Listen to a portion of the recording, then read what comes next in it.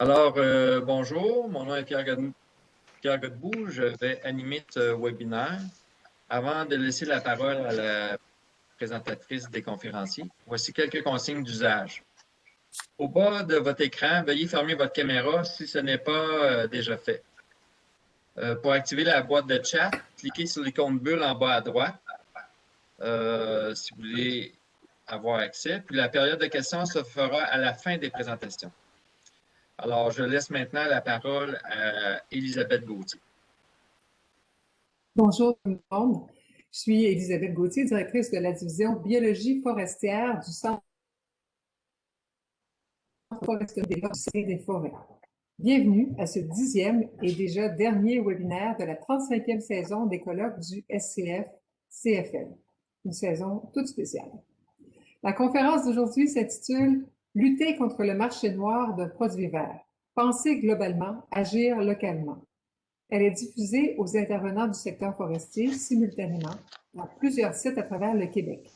C'est avec plaisir que je vous présente les conférenciers d'aujourd'hui, Nathalie Isabelle Duchesne et Dany Rioux. Nathalie Isabelle a fait ses études en foresterie à l'Université de Laval, du baccalauréat jusqu'au doctorat, au cours duquel elle s'est spécialisée en génétique des populations. En 1996, elle a été recrutée comme chercheure à Ressources naturelles Canada. Dr Isabelle est professeure associée à la chaire de recherche du Canada en génomique forestière à l'Université Laval depuis sa création. Elle a fait partie de 5 grands projets en génomique forestière, dont le dernier Spruce Up. Elle est éditrice associée de la revue Evolutionary Applications. Ces travaux visent à mieux comprendre la capacité d'adaptation des essences forestières et leur vulnérabilité face au changement climatique. Elle étudie des traits fonctionnels clés des arbres, par exemple leur tolérance à la sécheresse, en combinant plusieurs approches comme la génomique et le phénotypage de précision. Elle étudie aussi la diversité génétique des essences forestières et la façon dont elles s'hybrident dans différents contextes.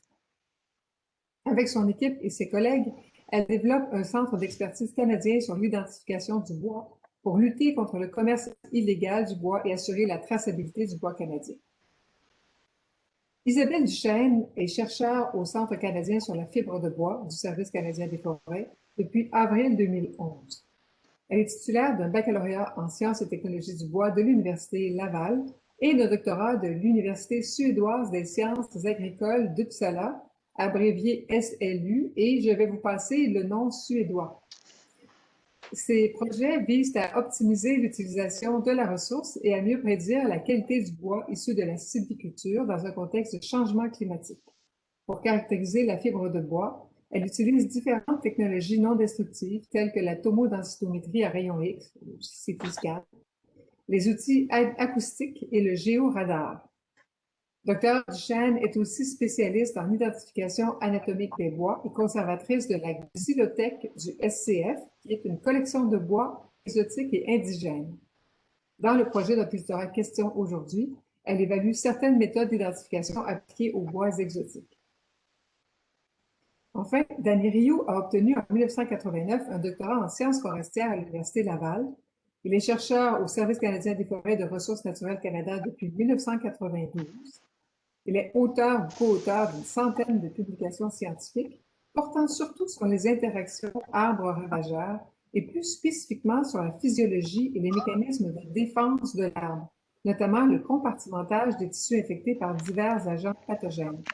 Ces études ont été réalisées principalement en microscopie, appuyées au besoin par l'utilisation de sondes moléculaires telles les anticorps pour préciser la nature chimique des structures anatomiques observées. Je vais maintenant leur laisser la parole à nos conférenciers et je vous souhaite à tous un bon colloque. Merci, Elisabeth. Je vous remercie de votre présence. Prochaine diapo, s'il vous plaît. Isabelle, comme aujourd'hui, finalement, on a un petit problème technique, donc on s'excuse. Moi, je suis par téléphone. Donc, c'est Isabelle là, qui a accepté de passer les diapos les unes après les autres. Donc, vous allez m'entendre souvent dire le mot suivant. Donc, je voulais tout d'abord commencer à vous remercier et vous dire aussi que le projet est le résultat d'efforts collectifs du groupe Identification du bois composé de personnes travaillant au sein du gouvernement du Canada dans différents ministères, dont certains sont plus spécifiquement associés à des activités du projet. Et bien entendu, j'aimerais remercier les gestionnaires, nos gestionnaires qui ont été impliqués, qui ont fait que le projet a pu démarrer. Et également toutes les personnes qui nous ont encouragés de près ou de loin à démarrer ce projet. Et un merci tout spécial à mon équipe qui m'ont supporté et qui me supportent encore. Ce sont mes anges, spécialement au temps de la COVID. Suivante, s'il vous plaît. Donc, aujourd'hui, nous vous présenterons enfin le projet sur l'identification du bois, un projet de recherche canadien qui a vu le jour récemment pour faire face à des nouveaux enjeux globaux. L'anatomie du bois est au cœur du projet et vient appuyer des outils plus récents comme la génomique. Finalement, le docteur Danny Rioux présentera en dernière partie comment l'anatomie peut aider les agents de la CIA à lutter contre l'entrée des nouvelles maladies au Canada. Suivante. Au niveau canadien et international, les consommateurs, les détaillants, les entreprises forestières et les gouvernements plaident pour des pratiques d'approvisionnement en fibres responsables. Ils veulent la durabilité, la sécurité phytosanitaire et la légalité. Suivante. Comme le Canada est un important pays producteur et exportateur de bois, le secteur forestier s'est engagé vers la voie de la certification forestière suivante pour assurer des normes qui garantissent l'aménagement durable des forêts. Ainsi, les 10 dernières années ont surtout été consacrées à faire de la recherche du côté du développement durable, pour ma part en créant des outils issus de la génomique pour mesurer l'impact des pratiques forestières. Suivante. Cependant, le Canada importe aussi des produits forestiers qui équivalent presque à la moitié du total de ses exportations, comme vous pouvez voir à gauche, et dont plus du tiers se retrouve sous forme de bois brut, de meubles, de produits en bois de toutes sortes et d'instruments de musique, comme on peut voir à la droite de la couleur jaune du cercle jusqu'au bleu. Donc, le Canada, suivante, dans ce contexte qui est international sur l'importation des produits, c'est là que le côté légal devient important pour le Canada. Suivant. Le bois illégal, c'est la récolte, le transport, la transformation, l'achat et la vente de bois et de produits du bois qui violent les réglementations nationales et internationales.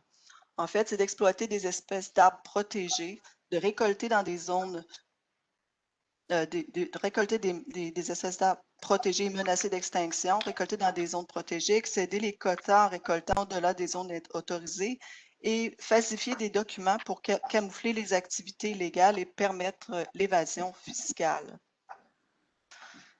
Et l'enjeu est de taille. La coupe illégale représente de 15 à 30 de la production mondiale de bois. Dans plusieurs pays tropicaux, ça va jusqu'à 50 à 90 des récoltes qui sont illégales. Donc, le bois illégal est souvent mélangé avec du bois légal pour camoufler les importations de sources illégales. Sur la photo, on voit des billes de bois de rose récoltées légalement au Madagascar. Dans ce pays, il ne reste que 20 des forêts primaires et plusieurs espèces de bois de rose et d'ébène uniques au monde sont menacées d'extinction. Il est important de savoir que le bois légal est très payant. Il génère entre 52 et 157 milliards de dollars américains par année. Il arrive au 3e rang en valeur monétaire des crimes transnationaux, juste après le trafic de drogue. Quelques exemples d'illégalité. Ici, en 2020, les médias rapportaient que la compagnie IKEA vendait des chaises en bois de hêtre issues de coupes illégales en Ukraine. La coupe était une fausse coupe sanitaire car les arbres étaient parfaitement sains, sans infestation. La récolte a été rendue possible en raison de la corruption qui existe au sein d'entreprises forestières qui appartiennent à l'État. Le logo FSC avait été utilisé, mais en fait, il avait été falsifié pour permettre d'acheminer le bois illégal aux usines d'IKEA. De plus, les opposants aux trafiquants de bois mettent souvent leur vie en danger. En Roumanie, 2 forestiers ont été tués parce qu'ils tentaient d'empêcher des coupes légales dans les forêts vierges des Carpates. On retrouve le même climat de peur en Amazonie où la déforestation augmente de façon très inquiétante. Les forêts sont converties en pâturage pour faire l'élevage de bovins, ce qui appauvrit grandement la biodiversité. Ici, un autochtone s'est fait assassiner parce qu'il s'opposait à des coupes illégales. les communautés autochtones sont particulièrement à risque. Les importations légales de bois représentent aussi un risque pour le Canada. D'abord au niveau économique, parce que ça peut créer des distorsions de prix qui désavantagent les producteurs canadiens. Ça peut aussi faire augmenter les coûts pour vraiment vérifier l'identification des produits importés pour savoir s'ils sont vraiment conformes. Ensuite, ça peut nuire aussi à l'accès au marché si on est incapable de fournir une assurance de légalité aux partenaires commerciaux. Finalement, ça peut affecter notre réputation environnementale et compromettre des investissements. Pour lutter contre le bois illégal, les États-Unis ont mis en place le Lacey Act. Cette loi oblige les commerçants de bois aux États-Unis de s'assurer que le bois qu'ils mettent sur le marché est légal. Ils doivent faire preuve de diligence raisonnée dans toute leur chaîne d'approvisionnement. L'Europe et l'Australie ont aussi mis en place leurs lois. Au Canada, nous avons la loi sur la protection des espèces animales et végétales sauvages et la réglementation de leur commerce international et interprovincial. Cette loi est connue sous l'acronyme WAPRITA. Donc, elle stipule qu'il est interdit à quiconque d'importer au Canada tout ou partie d'un animal ou d'un végétal détenu, distribué ou acheminé contrairement aux lois d'un État étranger. Et c'est Environnement Canada qui est en charge d'appliquer cette loi. Le Canada est signataire de la CITES, la Convention sur le commerce international des espèces de faune et de flore sauvages menacées d'extinction. L'objectif de la CITES est de s'assurer que le commerce international de spécimens de faune et de flore ne menace pas leur survie. Elle réglemente le commerce d'environ 30 000 plantes, dont 900 arbres. Donc, la loi WAPRITA au Canada s'applique donc aux espèces figurant sur la liste de contrôle de la CITES. Parmi les bois réglementés de la CITES, ce sont les bois de rose, les dalbergia et les acajou qui sont les plus populaires, entre autres pour la fabrication d'instruments de musique et de meubles très luxueux. Le bois de rose représente environ 35% des espèces sauvages saisies mondialement. La Chine est la principale destination du bois de rose saisi. Nathalie. Merci. Une des solutions envisagées serait le développement d'un système de traçabilité non falsifiable. Mais comment y arriver? En fait, dans le fond, ce qu'on voudrait faire, c'est identifier les espèces, comme on peut voir à gauche, dès le moment où elles sont prélevées en forêt et pouvoir les retrouver ou les identifier au bout de la chaîne, justement, au bout de la chaîne de valeur, peu importe les étapes qu'elles auront franchies. Suivante, s'il vous plaît. Depuis 2015, les discussions sont en cours au sujet des enjeux entre les différents ministères impliqués, nos collègues d'Ottawa, Miranda Williamson et Ken Farr. En fait, la recherche a été identifiée comme un des éléments permettant de s'attaquer rapidement au problème d'identification du bois et de l'égalité. Suivante. Puis, en 2018, un exercice de co-création de projets avec des collègues d'Environnement Canada et de l'Agence des services frontaliers du Canada s'est déroulé. Nous avons pu définir une vision locale commune, c'est-à-dire une vision canadienne, celle de créer un centre d'expertise d'identification du bois. Suivante. Le projet rassemble Environnement Canada, qui est responsable de l'application de la loi par ses agents, appuyé par son laboratoire judiciaire de Vancouver-Nord et de l'Agence des services frontaliers du Canada, qui est responsable de son côté du système harmonisé de désignation et de codification des marchandises. Et dans ce cas-là, ils ont aussi une expertise en anatomie du bois. Le SCF est bien entendu fait partie du projet à cause de ses collections, de son expertise en anatomie, en génomique et aussi de sa base de données TreeSource. Donc, tout est en place pour travailler sur le projet d'identification du bois. L'objectif est vraiment de fournir des outils d'identification rapides et fiables pour les agents pour prévenir l'entrée de bois illégal au Canada, tout en poursuivant le développement d'outils de traçabilité pour les essences nord-américaines afin de maintenir la réputation environnementale et légale des produits forestiers canadiens exportés. Suivante. Le projet contribue en fait aux efforts globaux de lutte contre le bois illégal. Il s'est ainsi joint au groupe œuvrant au développement des outils, des méthodes et des bases de données de référence pour l'identification du bois suivante, comme le groupe GTTN, donc le Global Timber Tracking System, qui rassemble des experts de partout dans le monde pour lutter contre le bois illégal. Suivante. Si on veut développer un système de traçabilité, de quoi a-t-on besoin? Suivante. En fait, un système de traçabilité doit être développé pour répondre à une question spécifique et prédéfinie. Dans notre cas, il s'agit de distinguer des espèces entre elles à partir du bois, pouvant aller, dans certains cas, jusqu'à la détermination de l'origine géographique. Ainsi, les outils développés varient en fonction du niveau de résolution souhaité. Pour la base de données, on veut s'assurer qu'elle puisse être bonifiée avec le temps, soit pour ajouter des nouvelles espèces ou des nouveaux caractères issus des dernières technologies suivantes. Dans le cas qui nous intéresse, soit l'identification du bois, les outils recherchés correspondent à 2 niveaux de résolution suivantes. Un premier qui permet de distinguer les espèces entre elles à partir d'échantillons de bois et un second niveau qui permettrait de déterminer l'origine géographique d'une espèce, mais dont il ne sera pas question dans la présentation d'aujourd'hui. Je vais vous éviter de parler de génomique aujourd'hui. Suivant. La base de données, quant à elle, est construite à partir de matériel de référence qui est caractérisé au moyen de différentes méthodes disponibles. Dans ce cas-ci, là, on a l'exemple avec des données à partir de l'ADN, mais dans notre cas, il y a l'anatomie, la génomique, oui, mais l'analyse chimique.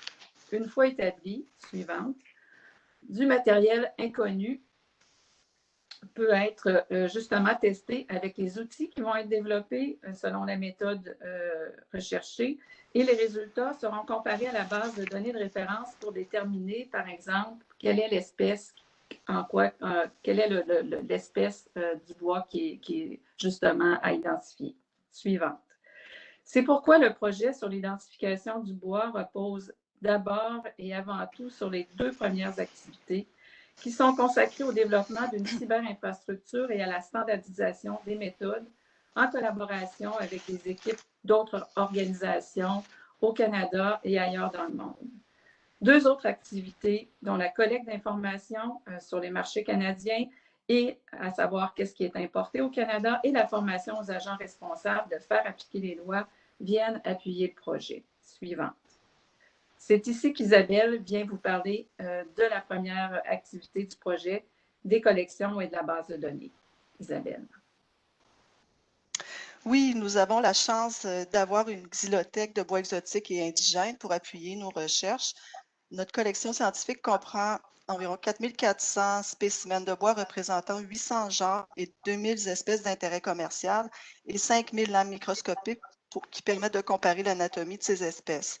Nous sommes en train d'analyser et valider les échantillons physiques de la collection. On a commencé avec les espèces CITES qui sont les plus importantes d'un point de vue de l'application de la loi au Canada.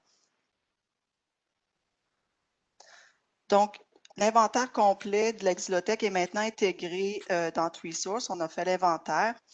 TreeSource, c'est notre base de données nationale sur les attributs de la fibre canadienne. La plateforme web est gérée par Sébastien Clément, qui est notre expert en gestion de bases de données. TreeSource inclut aussi des données génétiques et de dispositifs de recherche établis au Canada. Chaque échantillon de la collection a reçu un identifiant unique qui facilite le suivi des analyses pour notre projet d'identification du bois. Sébastien est aussi en train de développer des fiches pour synthétiser l'information disponible sur ces échantillons. En fait, on veut intégrer les analyses anatomiques, chimiques et génétiques lorsque c'est possible. Donc, la deuxième étape du projet vise l'acquisition de données avec les différentes méthodes présentement utilisées pour l'identification et les comparer. La première méthode utilisée par les agents sur le terrain est bien entendu de l'anatomie. Les deux autres méthodes plus récentes, donc les méthodes chimiques et génomiques, sont davantage axées sur le développement de protocoles standardisés, l'acquisition de données et la comparaison des méthodes d'analyse. L'anatomie est la méthode de base pour l'identification. Il consiste à étudier l'organisation des cellules du bois dans les trois directions principales du bois: le plan transversal, le plan radial et le plan tangentiel. Le plan transversal, c'est là qu'on peut voir les cernes annuelles et compter l'âge de l'arbre. Donc, c'est un plan perpendiculaire à l'axe de l'arbre. Dans ce plan, on voit le diamètre des cellules qui transportent la sève. Ce sont les petits trous blancs que l'on voit dans l'image sous transversale. Le plan radial, au milieu, c'est comme si on coupait une pointe, ou aussi sur la photo de gauche, c'est comme si on coupait une pointe de tarte. Donc, le plan radial serait donc la surface occupée par la garniture de la tarte. Si on tire une ligne à partir du centre biologique de l'arbre jusqu'à l'écorce. Le plan radial permet d'observer les rayons de l'arbre qui sont orientés horizontalement dans l'arbre. Dans l'image du milieu, les rayons sont les petites bandes horizontales plus foncées. Le plan tangentiel est tangent au cerne de croissance. C'est comme si on enlevait l'écorce et qu'on regardait la surface du bois qui est exposée en suivant la courbure du cerne. C'est dans ce plan qu'on voit l'extrémité des rayons, leur hauteur et leur largeur. Ce sont les petites lignes verticales brun foncé qu'on voit dans l'image de droite. Pour vraiment identifier en anatomie, il faut bien orienter les échantillons de cette manière-là. Si on coupe à angle, ça ne fonctionne pas, on ne peut pas bien voir les structures. Les feuillus comprennent trois principaux types de cellules: les pores ou vaisseaux qui servent au transport de la sève dans l'axe de l'arbre, donc des cellules verticales dans l'arbre; les fibres qui servent au support mécanique de l'arbre, donc ce sont des cellules aussi qui sont verticales, et les cellules de parenchyme qui entreposent les réserves nutritives de l'arbre. Ce sont des cellules qui peuvent être à la fois horizontales ou verticales. L'image de gauche montre le plan transversal d'un bois feuillu. Ici, c'est un dalbergia ou bois de rose. On voit les vaisseaux, on voit les vaisseaux qui sont les petits cercles noirs. On voit aussi des bandes plus pâles qui relient partiellement les vaisseaux entre eux. Donc, c'est du parenchyme longitudinal. Ensuite, on voit des rayons. Ce sont les petites lignes blanches dans l'axe nord-sud qu'on voit. C'est des petites lignes très, très, très, très fines. Dans l'image de droite, colorée, on voit une coupe radiale qui expose un rayon composé de cellules rectangulaires et carrées. C'est la partie en bleu avec des cellules horizontales. C'est ce qui forme le rayon. C'est le type de structure qu'on observe dans le plan radial. Les résineux sont beaucoup plus homogènes. 95% des cellules sont des trachéides. Le dernier 5% sont des cellules de parenchyme et des canaux résinifères qui sécrètent la résine. Heureusement, en résumé, vous devez retenir que les feuillus ont des structures cellulaires beaucoup plus complexes et diversifiées que les résineux. Et comme vous avez vu, décoder l'anatomie requiert un certain niveau de connaissance et de compréhension de l'agencement spatial des cellules. Heureusement, étant donné qu'il y a plusieurs espèces, il existe des outils pour faciliter l'identification. Ici, on a l'outil CITES WoodID qui donne la description macroscopique des espèces CITES les plus courantes, ainsi que la description d'espèces non réglementées qui ressemblent à ces espèces protégées, selon CITES. Les images fournies sont surtout de coupes transversales qui correspond à ce qu'on peut voir avec une loupe. Ici, c'est un grossissement 10x qu'on peut voir avec une loupe. Ici, l'outil permet de comparer différentes espèces. Ici, on voit un acajou listé CITES qui est comparé avec une autre espèce qui lui ressemble. Ce qui est intéressant, c'est que l'outil donne des descriptions sur les points discriminants à observer pour différencier deux espèces. Maintenant, l'application CITES WoodID est maintenant disponible gratuitement et je l'ai déjà installée sur mon cellulaire et ça fonctionne. Je vous invite à aller jeter un coup d'œil. Saviez-vous qu'il existe 60 000 espèces d'arbres dans le monde, dont 59 500 feuillus? Donc, c'est tout un défi pour l'identification du bois. Heureusement, on a un outil comme Inside Wood du North Carolina State University qui a été développé par des anatomistes chevronnés pour faciliter l'identification. La base de données contient plus de 9000 descriptions d'espèces d'arbres avec des images de coupe transversale, radiale et tangentielle. Donc, les images que vous voyez ici colorées avec la safranine. C'est vraiment un travail colossal. Mais comme vous le constatez, il reste encore du boulot à faire pour couvrir les 60 000 espèces d'arbres qui existent dans le monde. On a vraiment besoin d'augmenter les collections de références. L'outil Inside Wood se base sur la liste des caractéristiques microscopiques des bois feuillus et des bois résineux publiés par l'Association internationale des anatomistes du bois. C'est une belle lecture de chevet pour tout anatomiste en herbe. L'image de gauche montre les coupes transversales de feuillus. On y voit la grande diversité d'agencements de vaisseaux. Dans l'image de droite, on voit que la structure anatomique des résineux est beaucoup plus homogène, comme je disais tantôt, avec des trachéides qui ont sensiblement le même diamètre dans chaque scène de croissance. Donc, en résumé, l'anatomie permet d'identifier un taxon au genre, mais ne permet pas de déterminer l'origine géographique. Parfois, on peut se rendre à l'espèce, mais c'est plus difficile. La méthode prend du temps. Mais heureusement, il y a aussi l'outil Xylotron qui est basé sur l'analyse d'images qui est en cours de développement par l'Université de Washington qui vise à accélérer ou automatiser l'identification du bois. Donc, c'est un outil que les agents utilisent aussi sur le terrain.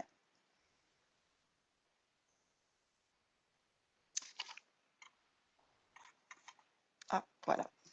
J'ai dû sauter une. À toi, Nathalie. Oui. Merci. OK. Donc, l'autre méthode qui est utilisée et qui est propre, en fait, on utilise la signature chimique. Donc, les arbres produisent des métabolites ou des composés secondaires qui leur sont propres. Et cette méthode est de plus en plus utilisée car elle est plus précise que l'anatomie et beaucoup moins coûteuse que la génomique. On peut voir ici, par exemple, les espèces d'Albergia qui ont une molécule caractérisée en commun, donc le pic majeur au centre et qui, en fin de compte, est commun entre les différentes espèces d'Albergia. Et plus à droite, on peut voir qu'il y a des pics là, qui varient en fonction de chacune des espèces. Donc, c'est ce genre d'approche qui est préconisée. Suivante, s'il vous plaît. Cette approche, la signature chimique, est présentement testée par la plateforme de métabolomique de l'Université d'Alberta pour les spécimens de la collection du Service canadien des forêts. On peut voir ici que les espèces du genre d'Albergia, donc là, on voit plusieurs espèces d'Albergia à droite en bas qui sont ensemble, sont regroupées et se distinguent facilement des autres genres avec lesquels on pourrait les confondre. Suivante. Pour les essences indigènes, on fait la même chose pour standardiser les protocoles, puisque la signature chimique varie en fonction des tissus.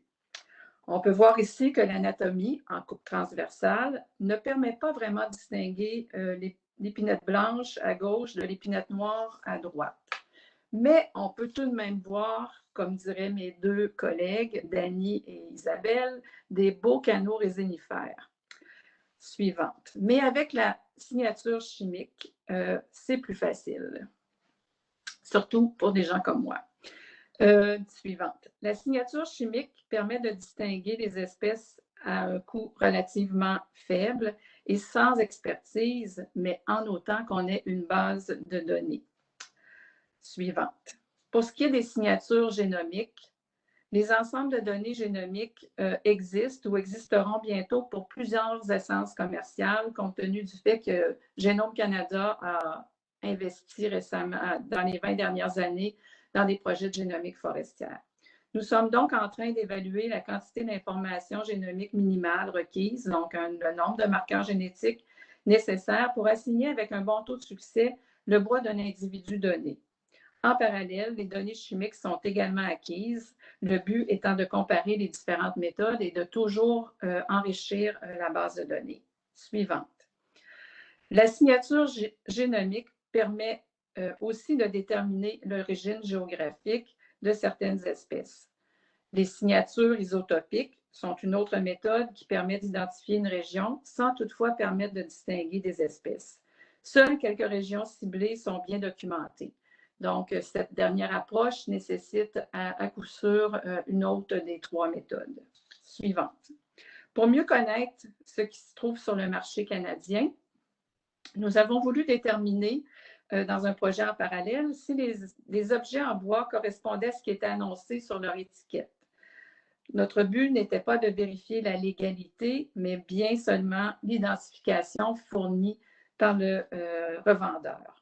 Nous avons ainsi acheté une gamme de produits disponibles et nous nous sommes inspirés d'une étude réalisée aux États-Unis par des collègues. Suivante. Nous avons ainsi acheté une centaine de produits qui ont généré plus de 200 échantillons. Suivante. En effet, on peut retrouver plusieurs essences identifiées pour un objet, par exemple pour cette guitare. Le défi est que l'identification sur l'étiquette fournie suivante, c'est la guitare qu'on doit voir, merci. En fait, l'étiquette fournie par le revendeur peut avoir plus d'une correspondance. Comme vous voyez ici, pour l'acajou africain, l'acajou africain, le nom commun ou le nom vernaculaire, peut s'appeler acajou africain, africaine mahogany, kaya et beaucoup d'autres de noms communs. La même chose du côté du cèdre massif. Dépendamment si on se situe en Amérique du Nord ou en Europe, on n'a pas du tout affaire aux mêmes espèces. Suivante. C'est donc un enjeu très important. Donc, sur cette guitare, pas moins de 6 échantillons ont été prélevés. Suivante. Le nombre total d'heures pour préparer et identifier chacun des échantillons variait en moyenne entre une demi-journée jusqu'à 3 jours. Donc, ça a été un travail colossal. Comme ce n'est pas terminé, on a décidé, suivante, de vous donner un avant-goût des résultats basés sur l'anatomie. Parce qu'ici, la seule façon de faire ce genre d'études pour le moment, c'est vraiment avec l'anatomie. Donc, à gauche, on a une queue de billard qui était annoncée comme étant faite d'érable canadien. Oui, elle est en érable, mais on ne peut pas dire, comme Isabelle l'a dit, en quelle espèce d'érable, puisque l'anatomie ne nous permet pas d'aller au niveau de l'espèce. Et encore moins si c'est de l'érable canadien. À droite, un rouleau à pâte fait au Canada qui devait être en érable, mais qui, somme toute, n'est pas fait du tout en érable. Donc, on espère pouvoir soumettre les résultats d'ici la fin de l'année. Suivante.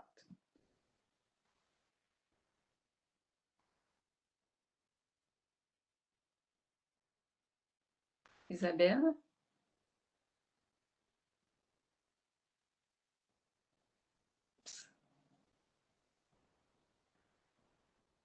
En fait, Isabelle, je peux aller avec la suivante en attendant qu'Isabelle puisse... C'est bon? Est-ce que le son est rétabli? OK. Oui. Je ne sais pas pourquoi. Bon. Alors, nous en sommes à la quatrième étape du projet, qui est la formation et la sensibilisation.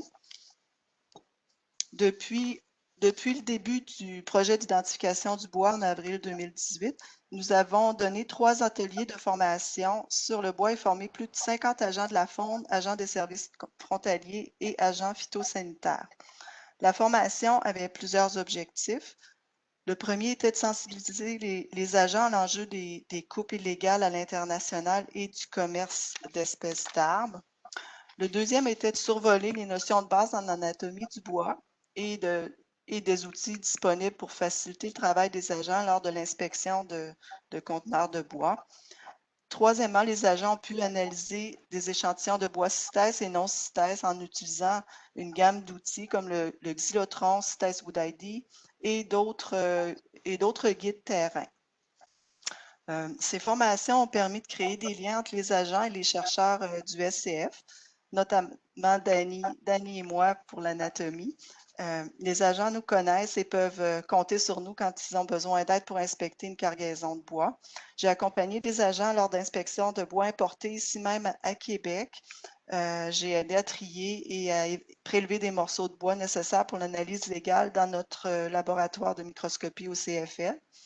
Dans un cas, notre analyse anatomique a prouvé que le bois importé était du bois de rose, donc de genre d'Albergia, une espèce réglementée par la CITES. En fait, l'importation était illégale car le propriétaire avait omis de demander un permis CITES pour cette espèce protégée. Le bois a été confisqué et l'importateur condamné à payer une amende. Ah, voilà. Merci.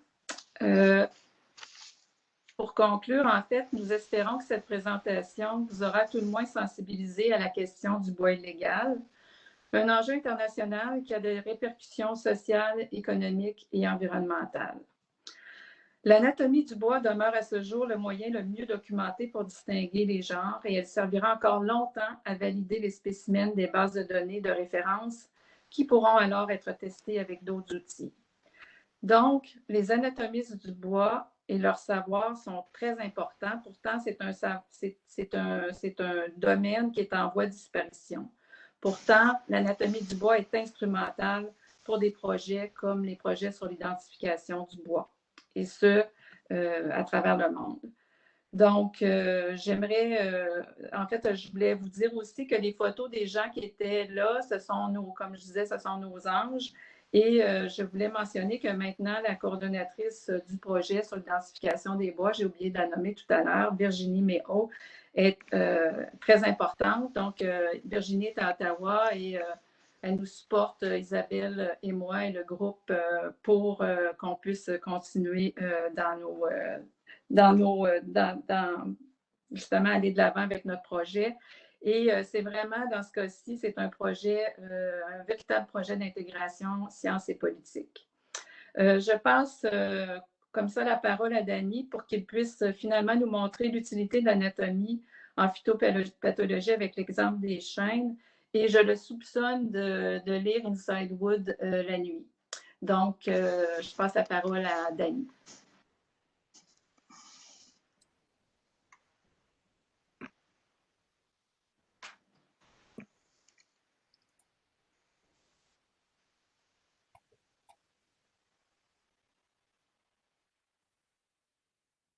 Est-ce que la présentation est apparue?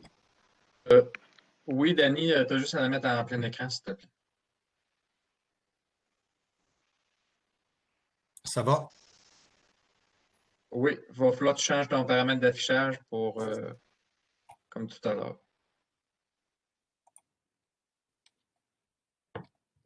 C'est beau? Parfait. C'est bien. Bonjour. Pour ma part, je vais vous entretenir du rôle de l'identification du bois dans la lutte au flétrissement du chêne. Tout d'abord, quelques mots sur la maladie. Elle a été observée en 1942 au Wisconsin. Elle est d'origine inconnue. C'est la maladie la plus destructrice aux États-Unis où elle a tué des milliers de chênes. Et enfin, ce flétrissement est causé par Bordetella fagaciarum, autrefois connu sous le nom de Ceratocystis fagaciarum. L'aire de répartition de la maladie dans 24 États américains, c'est le seul endroit où la maladie est présente aux États-Unis. Aucun cas de flétrissement du chêne n'a été signalé au Canada, mais comme la flèche le montre, la maladie au Michigan est aux portes de l'Ontario. Le cycle de la maladie en bref, si on part de l'arbre au centre affecté par la maladie, qui va produire des spores gluantes, celles-ci vont pouvoir s'adhérer à des insectes qui vont aller par la suite se nourrir sur des arbres sains et répandre la maladie. En bas, on voit que la maladie peut aussi se propager d'arbre en arbre par des greffes racinaires. Quand l'homme s'y met, et ça ne surprendra personne, ça devrait venir, je vais déjà mettre des images, bon. Et ça ne surprendra personne, l'homme peut distribuer la maladie sur de très, très longues distances, comme on le voit, là, comme si ces arbres-là, qui contiennent de l'écorce, possèdent les fameux coussinets qui sont pointés à gauche par la grosse flèche. Les essences du groupe des chênes rouges sont plus souvent infectées et meurent plus rapidement que les essences de chênes blancs. On va retrouver aussi les fameux coussinets mycéliens chez les chênes rouges qui ne sont qu'exceptionnellement produits chez le groupe des chênes blancs. Ce sont donc surtout les espèces de chênes rouges qui sont préoccupantes. La partie blanche des coussinets va produire des spores et au centre de ces coussinets va se développer une structure plus dense, stérile, qui va exercer une pression et faire craquer l'écorce, ce qui va libérer une odeur sucrée de fruits fermentés qui rappelle, selon l'Américain Philippe Kurkdjian, la gomme à mâcher Juicy Fruit, mais pas n'importe quelle, la jaune apparemment, qui va attirer les insectes qui vont se contaminer et éventuellement vont aller infecter des arbres sains. Quelle est la ressource en jeu? Il y a autour de 500 espèces de chênes dans le monde, environ 90 aux États-Unis, où c'est une ressource importante, majoritairement dans l'Est, où le volume sur pied des chênes rouges et chênes blancs serait respectivement de 2,1 et 1,8 milliards de mètres cubes. Au Canada, on compte 11 espèces de chênes indigènes, 10 dans l'Est du pays, dont tous les chênes rouges. C'est donc une maladie préoccupante seulement dans l'Est du pays, où le vrai chêne rouge, Quercus rubra, est très largement dominant parmi tous les chênes. Le volume de Quercus rubra sur pied est estimé à 24 millions de mètres cubes au Québec et 47 millions en Ontario. Et comme le Québec est la seule province qui importe des billes de chêne rouge des États-Unis, l'Agence canadienne d'inspection des aliments doit donc porter une attention particulière aux grumes importés au Québec, puisque l'Agence ne réglemente pas les chênes rouges de la même façon que les chênes blancs. Il y a une couple d'années, l'Agence canadienne d'inspection des aliments nous a contactés pour nous demander s'il était facile de différencier le bois des chênes rouges des blancs et nous a même fourni des échantillons, 3 de chênes rouges et 4 de chênes blancs, importés des États-Unis par la série québécoise Vexco. Des remerciements à cette série, de même qu'à Yves Dubreuil et Frédéric Toupin, qui nous ont apporté toutes ces découpes de chênes. C'est sûrement moi qui avais pris la photo parce que j'avais oublié de tasser la poubelle. Avec les échantillons reçus, on a vérifié certains critères anatomiques pouvant différencier les deux groupes de chênes, comme ceux proposés dans le livre de Pynchon and Dessous. On s'est surtout attardé aux 3 premiers critères, fiables et faciles à observer à l'œil nu ou avec une loupe. On va voir que la couleur du bois de cœur en bas peut aider à l'occasion. On doit évaluer le premier critère, la hauteur des rayons, en plan tangentiel. L'image montre le plan transversal, connu de tous, et on coupe ou on fend, comme le nom l'indique, de façon tangente au cercle de croissance pour obtenir notre plan tangentiel. On voit ici en plan tangentiel, avec une échelle en pouces, qu'il est facile de différencier un chêne rouge à gauche du chêne blanc à droite, avec la hauteur proposée par Pynchon and Dessous, soit moins qu'1,5 pouce chez ce chêne rouge, en fait même moins qu'1 pouce, alors que les plus hauts rayons atteignent 1,5 pouces chez le chêne blanc. Certaines sources suggèrent même d'utiliser 1 pouce pour différencier les deux groupes. Naturellement, vous devez vous assurer d'avoir des découpes de plus de 2 pouces, comme ici, pour examiner ce critère. En coupe transversale maintenant, on voit des gros rayons, surtout si vous êtes en mode plein écran, vous allez les voir comme il faut. La flèche rouge, présent chez tous les chênes, ce qui permet de différencier ce bois de tous les autres rencontrés dans l'hémisphère nord. Ce sont ces gros rayons dont on mesurait la hauteur en plan tangentiel. Chez les chênes rouges et blancs, le bois a de plus une structure en zone poreuse, c'est-à-dire qu'on trouve de gros vaisseaux ou des pores, c'est synonyme, en début de cerne, qui sont visibles à l'œil nu, suivis par de petits vaisseaux et des fibres dans le bois final qu'on peut distinguer à ce grossissement. On voit bien que les gros vaisseaux sont non obstrués chez le chêne rouge à gauche et obstrués chez un chêne blanc à droite, sauf naturellement les gros vaisseaux du centre de croissance le plus récent, flèche noire, qui assure presque 100% de la conduction de la sève chez les essences à zone poreuse. À noter au bas des photos la teinte légèrement rougeâtre dans le bois de cœur de ce chêne rouge, alors qu'elle est brunâtre chez le chêne blanc. On avait un échantillon qui était plus problématique, celui du chêne châtaignier, où la majorité des gros vaisseaux semblaient non obturés, comme vous le voyez sur la photo. Ce serait le seul cas trouvé en Amérique du Nord qui déroge aux critères anatomiques pour différencier les deux groupes de chênes. Ce chêne est vraiment un chêne blanc. Ces glands, par exemple, vont être matures en une saison de croissance, comme tous les chênes blancs, alors que 2 saisons de croissance sont nécessaires pour les glands de chêne rouge. Mais on sait que c'est un chêne blanc. Les observations portant sur l'occlusion des gros vaisseaux ne datent pas d'hier, comme vous le voyez ici. Dans cette publication de 1921, On disait qu'il était aisé de différencier les deux groupes de chaînes en examinant les gros vaisseaux du bois initial. Obstrué chez un chêne blanc à gauche, on voit par la flèche rouge, obstrué par différentes occlusions, et ouvert à droite, à gauche chez le chêne blanc et à droite le chêne rouge. Mais les auteurs spécifiaient que ce critère n'était pas aussi fiable que les pores du bois d'été. Springwood et Summerwood dans l'image, parce qu'à ce moment-là, on appelait le bois comme ça, qu'on devrait dire bois initial et bois final. À ce grossissement de 20x, qui ressemble à celui d'une loupe en fait, les vaisseaux du bois final chez le chêne rouge sont distincts, flèche bleue, et plutôt indistincts chez le chêne blanc. Pynchon et Indesiu soulignent même que ce critère anatomique est de loin le plus fiable pour différencier les deux groupes de chênes.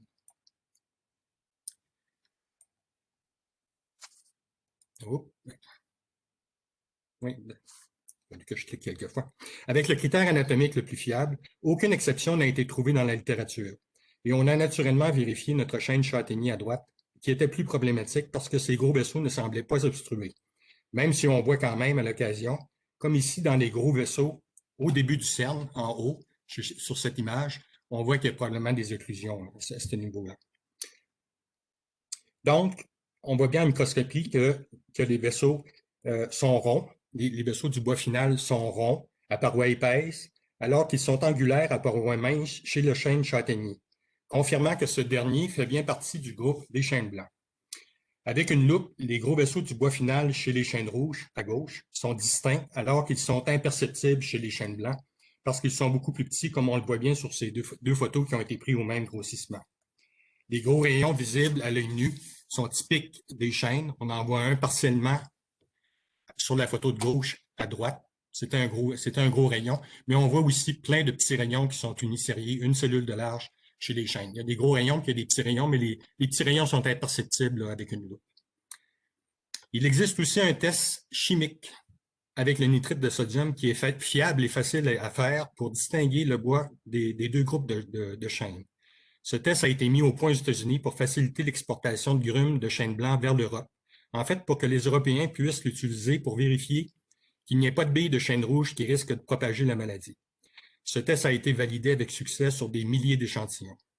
On le fait avec le bois de cœur. La flèche à droite montre l'aubier et la différence de couleur évidente avec le bois de cœur.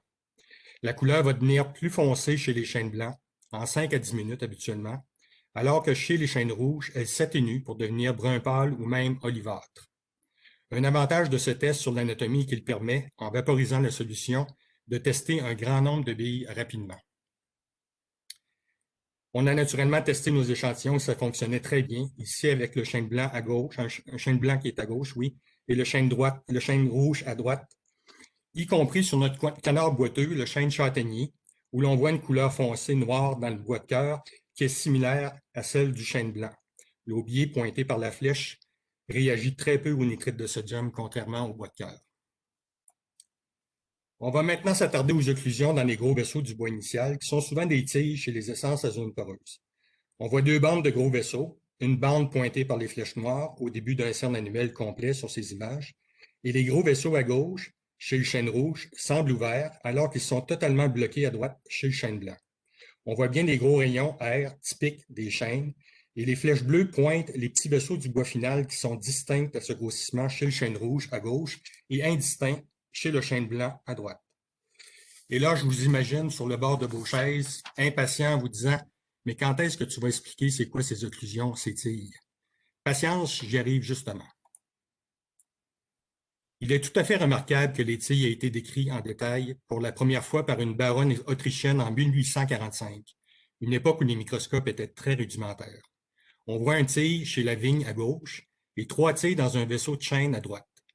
Dans cette dernière image, j'ai ajouté une flèche qui montre même 4 ponctuations entre les tiges.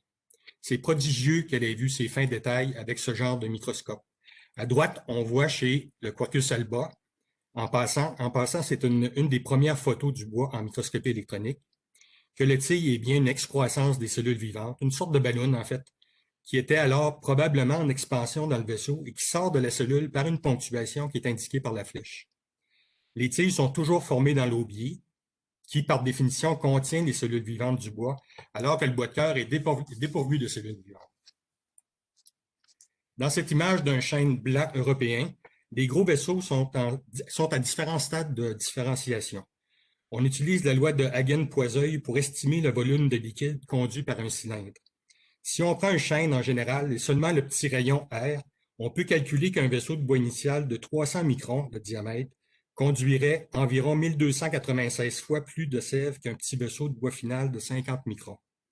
Mais selon un consensus dans la communauté scientifique, ces gros vaisseaux seraient d'autant plus propices à des embolies, celles par l'air essentiellement, aussi appelées cavitations. Les gros vaisseaux du CERN de l'année chez les essences à zone poreuse conduisent la grande majorité de la sève vers les feuilles. Et au printemps, comme on le voit chez la figure en haut à gauche, ces gros vaisseaux sont près du cambium, donc vulnérables et peuvent être affectés et subir la cavitation, l'embolie par l'air, suite à différentes blessures de l'écorce, comme celles causées par des insectes qui transmettent, par exemple, les agents pathogènes du flétrissement du chêne ou la maladie hollandaise de l'orme, qui est aussi une essence à zone poreuse. On peut comprendre que les arbres peuvent sécher sur place en quelques semaines lorsque plusieurs de ces gros vaisseaux deviennent non fonctionnels. Ces auteurs ont fait une erreur, en fait, qu'on voit trop souvent encore dans la littérature, en interprétant que les tiges ont bloqué le transport de la sève chez des chênes qui étaient affectés, dans ce cas, par des épisodes de sécheresse. On voit des parois de tiges dans un gros vaisseau à droite, au bas de l'image. Et Zimmerman a proposé depuis longtemps, et beaucoup de physiologistes pensent de même, que les tiges se forment après la cavitation, que l'arbre réagit avec les tiges pour limiter l'expansion de l'air dans ces vaisseaux. Les tiges ne sont pas la cause, mais plutôt la conséquence du dysfonctionnement des vaisseaux affectés par la cavitation. Vous avez vu que les gros vaisseaux dysfonctionnels de l'aubier chez les chênes blancs étaient tous obstrués par des tiges, alors que ceux des chênes rouges semblaient ouverts. En fait, quand on regarde attentivement, comme ici, chez 2 chênes rouges dans l'aubier, à l'exception du dernier cerne fonctionnel, évidemment, on voit des tiges dans les vaisseaux, mais ils sont peu nombreux. La photo de droite montre un vaisseau bouché par des tiges subérisées. On va revenir sur cette subérine. Sur une trentaine de vaisseaux au total. Et si on voyait ça constamment chez plusieurs couples, ça voudrait probablement dire que les vaisseaux sont obstrués, mais sur seulement 3% de leur longueur. Si tel était le cas, ce serait tout à fait normal de ne pas voir plus souvent les tiges chez les chênes rouges dans un seul plan. Si vous avez seulement un plan de couple, c'est normal parce que ces vaisseaux-là, dans le tronc de chênes matures, peuvent atteindre plusieurs mètres de longueur. Pourquoi tant insister sur les tiges? Dans un livre sur la technologie du bois qu'on a cité dans cette présentation, il y a abondance de détails anatomiques qui expliquent ses propriétés uniques. On a vu aussi que ça permettait de différencier la majorité des chênes rouges des chênes blancs. En rendant le bois moins poreux, ça confère une plus grande durabilité au bois des chênes blancs comparé à celui des chênes rouges. Et contrairement aux chênes rouges, l'aptitude des chênes blancs à former des tiges pourrait expliquer leur plus grande résistance au flétrissement du chêne, à l'angle des chênes rouges causés par Phytophthora ramorum et au chancre beau du chêne causé par Diplodia corticola. Le bois des chênes blancs est le seul des chênes utilisés en tonnellerie à cause de ses nombreux tiges. On utilise en tonnellerie essentiellement ces 3 essences, 2 chênes blancs européens et le vrai chêne blanc nord-américain, parce que les nombreux tiges de ce dernier, surtout les nombreux tiges qu'on trouve chez ces espèces, rendent leur bois imperméable à différents liquides. Le bois du Quercus alba, en fait, est le plus étanche parce que la paroi de ces tiges peut être jusqu'à 10 fois plus épaisse que celle des tiges des chênes européens. Ça fait en sorte qu'on peut scier son bois sans endommager la paroi des tiges, ce qui est à proscrire avec le bois des chênes européens qu'on doit fendre, processus plus laborieux et qui nécessite plus de bois, ce qui fait en sorte que les fûts de chêne européens sont environ 2 fois plus dispendieux à produire que ceux fabriqués avec le chêne blanc américain. Ici, on voit des tiges dont les parois sont subérisées dans tous les gros vaisseaux du chêne blanc. On vient de voir des tiges subérisées dans un seul vaisseau chez un chêne rouge. On n'a rien inventé encore ici. On a juste suivi une méthode de détection de la subérine développée par Alan Biggs qui utilise un colorant qui va en fait masquer l'autofluorescence de la lignine. C'est la couleur que vous voyez un peu rouge. Et l'autofluorescence résiduelle bleutée que l'on détecte sous UV est celle de la subérine. C'est un peu comme avoir des bouchons de liège dans chaque vaisseau, la subérine constituant environ 40% du liège, ce qui lui confère son imperméabilité. Et c'est spécial car ce bois pourrait servir à faire des fûts qui vont contenir un liquide qui va finir dans des bouteilles qui seront peut-être bouchées un jour avec du liège. C'est clair que la présence des tiges subrisées va influencer les propriétés du bois, son étanchéité certainement. Et à notre connaissance, on n'a jamais évalué cet aspect concernant les barriques de chêne. Et pour en rajouter, ces fameux bouchons viennent de l'écorce d'un chêne, Quercus suber, subérine. En fait, suber veut dire liège. Et le premier à proposer le terme cellule fut Robert Hooke, qui examinait justement du liège avec un des tout premiers microscopes en 1665. Moi, je trouve ça fascinant. Enfin, la conclusion concernant le flétrissement du chêne. L'identification du bois aide des agences réglementaires à réduire les risques de propagation de la maladie. On a d'ailleurs donné une formation en ce sens à des agents de l'Agence canadienne d'inspection des aliments en janvier 2020 à Saint-Hyacinthe. On parle de trafic ici parce que le bois des chênes blancs se vend habituellement plus cher que celui des chênes rouges. Et certains pourraient être tentés d'insérer quelques billes de chêne rouge parmi les blanches. Mais en fait, on sait aussi qu'il pourrait y avoir de la négligence et il pourrait y avoir aussi des erreurs de bonne foi, mêlées par exemple du chêne rouge avec du chêne blanc. La plupart du temps, la hauteur des rayons et le blocage ou non des gros vaisseaux par des tiges permettent de différencier les chênes rouges des chênes blancs. L'identification à l'aide des vaisseaux du bois final, combinée au test du nitrite de sodium, est une preuve irréfutable pour distinguer ces deux groupes de chênes.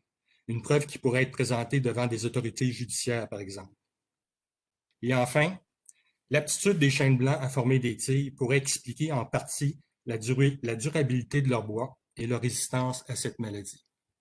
C'est ce qui complète notre présentation, à moins que Nathalie ou Isabelle aient des petites choses à rajouter.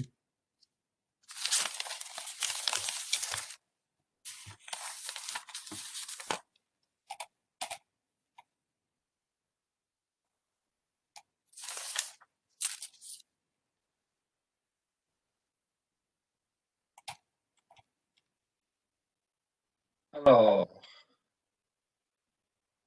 merci Nathalie, Isabelle, Dany. Bonjour à tous, je suis Pierre Godbout, je vais animer la période de questions. Vous pouvez maintenant activer votre vidéo si vous le désirez. Comment procéder pour poser une question? Vous pouvez poser votre question dans la langue officielle de votre choix avec votre micro de l'ordinateur en cliquant à droite de votre nom dans la liste des participants et sélectionnez l'icône main levée. Lorsque je vous nommerai, vous n'aurez qu'à enlever votre mode sourdine en cliquant sur l'icône micro. Après avoir posé votre question, s'il vous plaît, vous remettre en mode sourdine. Vous pouvez également utiliser la boîte de chat si vous préférez poser votre question par écrit. Sélectionnez l'icône en forme de bulle en bas à droite pour l'activer si ce n'est pas déjà fait. On vous demande de vous identifier clairement en donnant votre nom et l'organisation pour qui vous travaillez. Alors, la période de questions est maintenant commencée.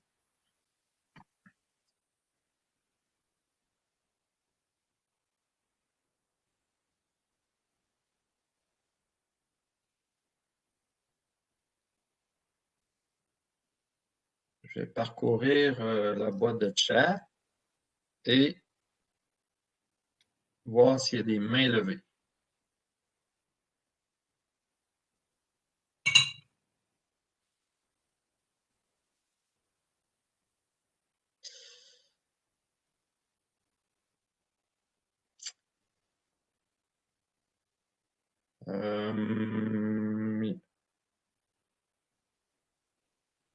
Alors, Marie-Claude, merci pour cette présentation. Donc, je rappelle aux gens peut-être d'inscrire lorsque vous posez une question de quelle organisation que vous représentez. Alors, Marie-Claude, pour continuer à monter la banque de référence des espèces sites, pourrait-on utiliser une branche d'arbre pour l'identité des arbres au lieu de couper le tronc? Donc, Isabelle, normalement, tu peux remettre ton son toi-même, mais je vais le faire En aussi. fait, OK. Est-ce que je peux répondre? Ben oui. En fait, pour répondre à la question de Marie-Claude, c'est sûr que pour l'anatomie, si on veut garder des échantillons physiques, ce ne sera peut-être pas l'idéal. Sauf que pour des approches comme la signature génomique, on est en train de tester les différentes parties des arbres parce que dans certains cas, on a des arbres qui sont des spécimens dont les gens n'aiment pas qu'on prélève des grosses carottes de bois. Donc, on est en train de comparer les différents tissus puisque la signature chimique peut varier aussi en fonction de l'endroit où on prélève le bois. Donc, on devrait le savoir d'ici la fin de l'année. Quelles seront les meilleures parties à prélever, puis en fonction de ce qu'on veut faire.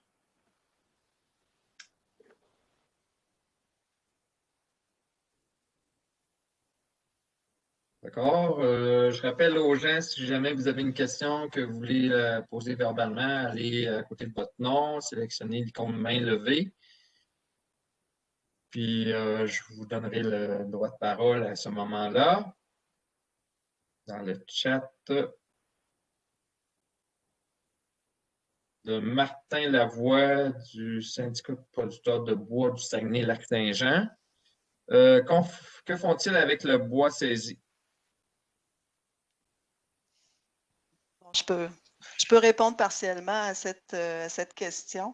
En fait, le bois saisi il est détruit finalement, mais je ne connais pas les procédures internes, là, mais il est détruit, confisqué et détruit.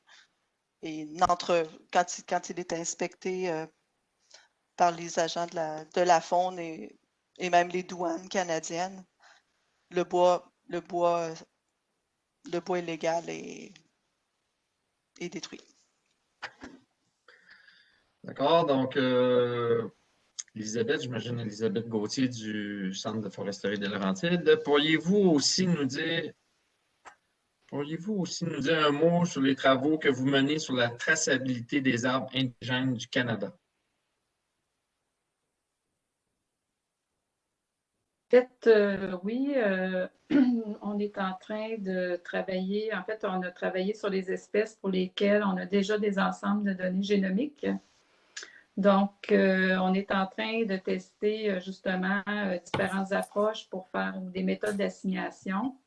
Il y a on a établi une liste et on continue parce que dans ce cas-là, la traçabilité, il s'agit jusqu'à un certain point, on va aller peut-être dans certains cas, jusqu'à l'origine géographique quand on parle des essences indigènes, mais ce ne sera pas toutes les essences, puisque on ne pourra pas le faire pour toutes les essences.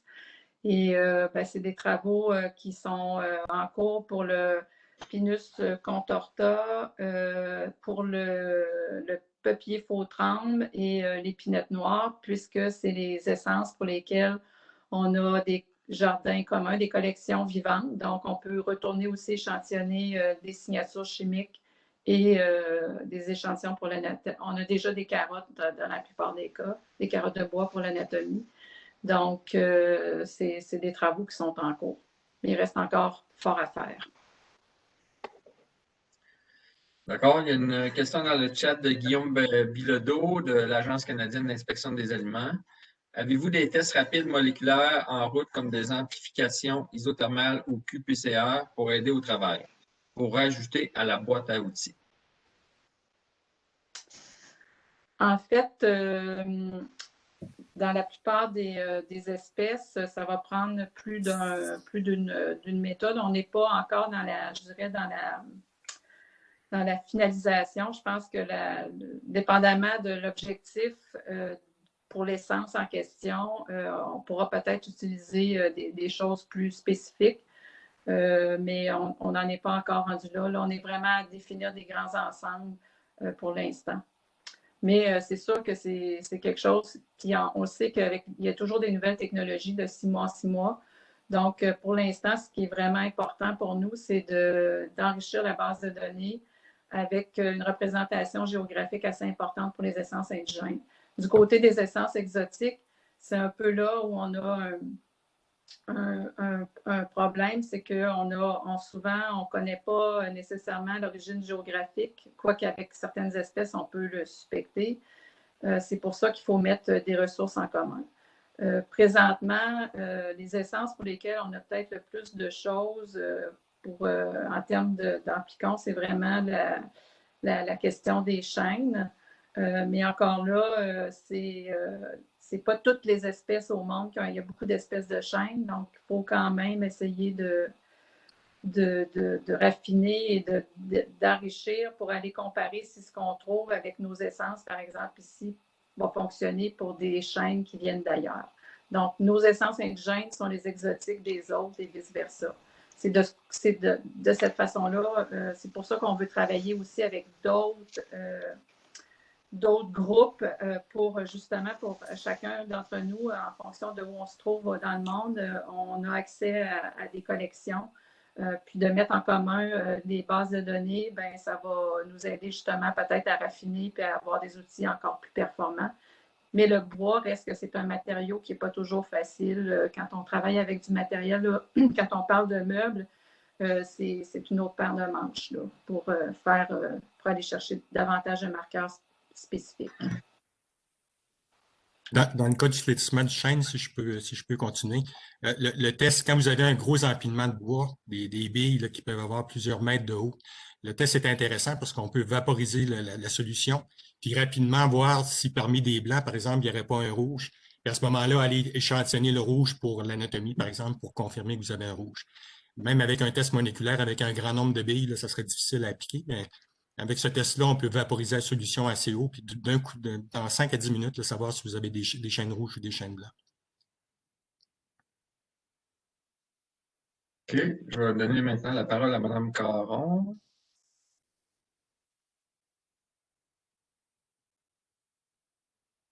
Merci Pierre. Lise Caron, DG du Centre canadien sur la feuille de bois. Tout d'abord, j'aimerais féliciter les 3 présentateurs, présentatrices. Superbe projet, un bel exemple d'intégration sciences politiques et au service des utilisateurs. Alors, félicitations pour votre initiative. Justement, en parlant d'intégration et de collaboration, je me demandais jusqu'à quel point vos résultats, vos découvertes, mais aussi votre approche est connue des agences de certification. Je le prends surtout sur l'angle canadien, évidemment, parce qu'on verra le jour où, justement, pour vendre notre bois à l'extérieur, on va peut-être avoir besoin de montrer aussi patte blanche. Alors, jusqu'à quel point FSC, SFI sont au courant de vos travaux, puis jusqu'à quel point, si c'est le cas, jusqu'à quel point est-ce que vous êtes en contact avec eux autres?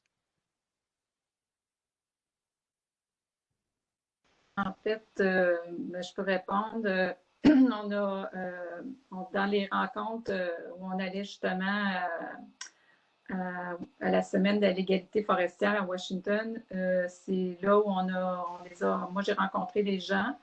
En fait, on arrivait avec nos collections, oui, d'exotiques, notre expertise sur les indigènes, on n'était pas certain, mais c'est vraiment FSC qui nous a encouragés à aller dans cette direction-là, puisque comme on contrôle toute la chaîne de valeur du début à la fin, c'est beaucoup plus facile de faire la démonstration de la traçabilité ou même de l'identification des espèces. Donc, oui, ils sont au courant, mais depuis la pandémie, c'est certain qu'on a comme un peu perdu le contact. Pour ce qui est de CEFI, on a rencontré aussi des gens, mais je ne sais pas, on n'a pas en fait encore fait de présentation, je dirais, officielle, sauf lors d'événements. Entre autres, c'est Virginie qui a présenté, qui pourrait peut-être compléter, là, elle a présenté dans des contextes plus internationaux. Mais je ne sais pas s'il y avait parmi l'auditoire des gens impliqués dans la certification. Virginie, je ne sais pas si elle est en ligne, si elle pouvait répondre. Oui, est-ce que vous m'entendez? Oui.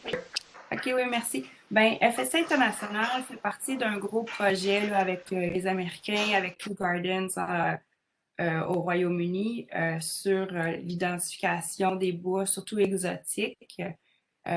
Pour les bois indigènes, on les a pas contactés spécifiquement pour leur parler de ce qu'on fait, mais c'est sûr qu'ils sont au courant de nos efforts, là, de notre gros projet de Wood ID d'anatomie du bois, pardon, pour les espèces exotiques, et ils savent qu'on travaille aussi sur les espèces indigènes.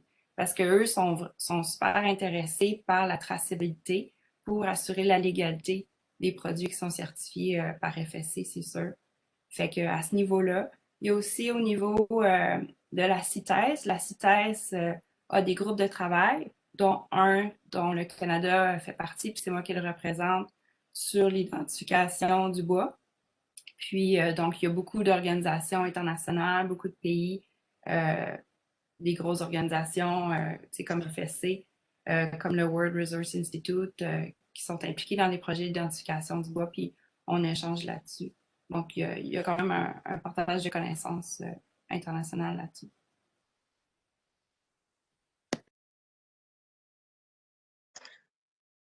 D'accord, je vois pas d'autres questions, pas d'autres mains levées. Il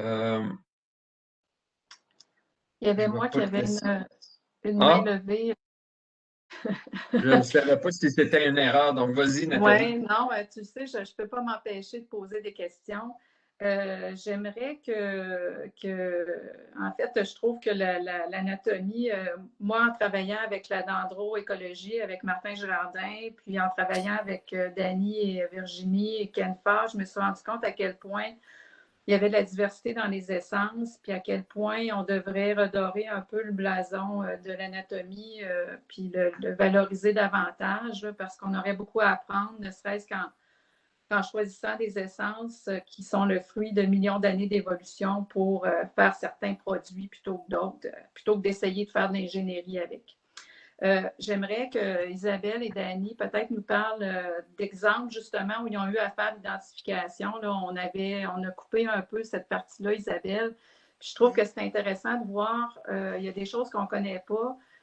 Puis l'anatomie peut servir justement à répondre à des questions. Dans un cas, Isabelle avait travaillé, elle va en parler. Dany aussi il a déjà été consulté. Est-ce que vous pourriez en parler? Oui, oui, si je peux commencer. Oui, en fait, j'ai déjà, le Musée des Beaux-Arts d'Ottawa m'a déjà contacté pour faire l'identification du bois. En fait, ils voulaient savoir, ils avaient une peinture de Tom Thomson, le célèbre peintre canadien. Il avait peint sur du bois, ils voulaient savoir quel bois c'était. Puis finalement, avec l'anatomie, j'ai pu identifier que c'était de l'aune.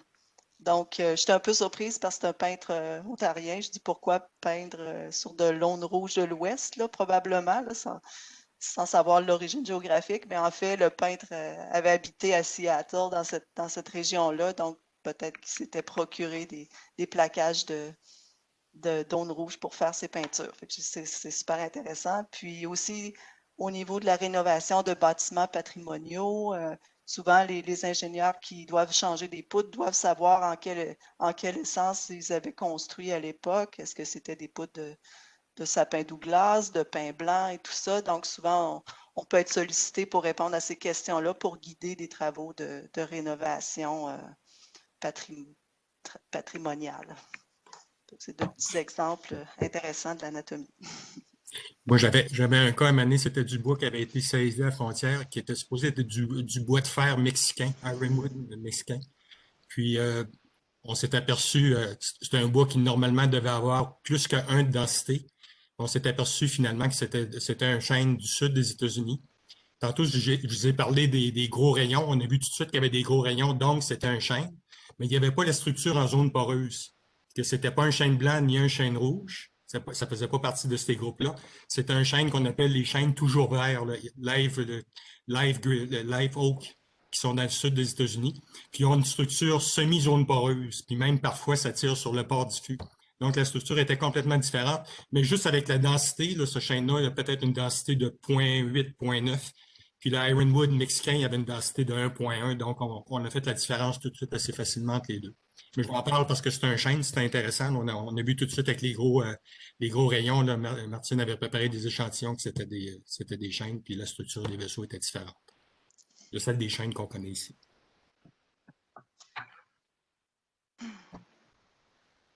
Ah, Isabelle Duchesne voudrait rajouter que Nathalie a été une architecte pour ce projet de Wood ID, d'identification du bois. Donc, c'est super intéressant que tu aies pu rassembler avec une équipe autour de cet enjeu-là, avec l'aide de nos collègues à Ottawa et tout ça. Là. Ça prend du leadership, puis je pense que tu en as beaucoup. Merci.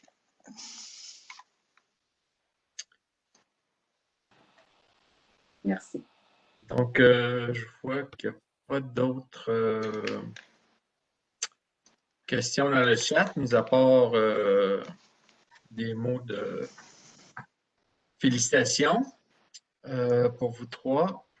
Donc, je regarde s'il y a une main levée. Non. Dernier tour. Non. Bon. Alors, merci à vous trois pour votre présentation. Lutter contre le marché noir d'un produit vert, penser globalement, agir localement. Ce colloque met un terme à notre 35e saison des colloques du CFL. On vous souhaite un bon printemps et un bon été. À l'automne prochain pour une autre saison. Merci à tous de votre participation et bonne fin de journée. Bravo à vous trois. Merci.